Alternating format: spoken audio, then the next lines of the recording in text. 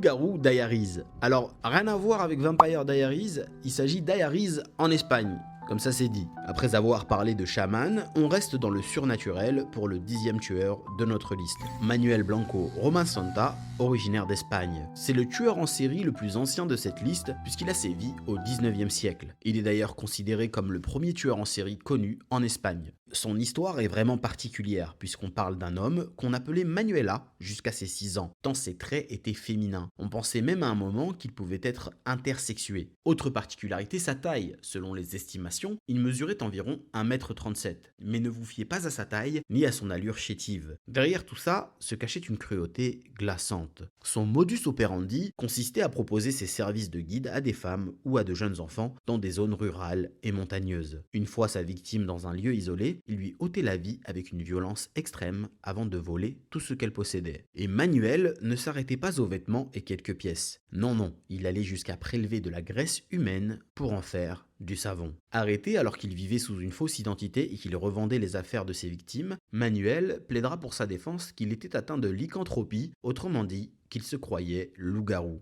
Il avouera une dizaine de crimes, mais 9 seront retenus contre lui, les autres étant probablement le fait de véritables loups. Condamné à la peine capitale, il sera finalement gracié par la reine Isabelle II, qui voulait qu'on étudie sa prétendue maladie. Mais le mystère restera entier car peu de temps après son incarcération, il s'éteint en prison. Si vous voulez une version longue de cette histoire digne des plus grands films d'horreur, dites-le moi en commentaire, uniquement si vous avez l'estomac bien accroché, évidemment. À demain pour une nouvelle plongée dans le monde absurde des serial killers.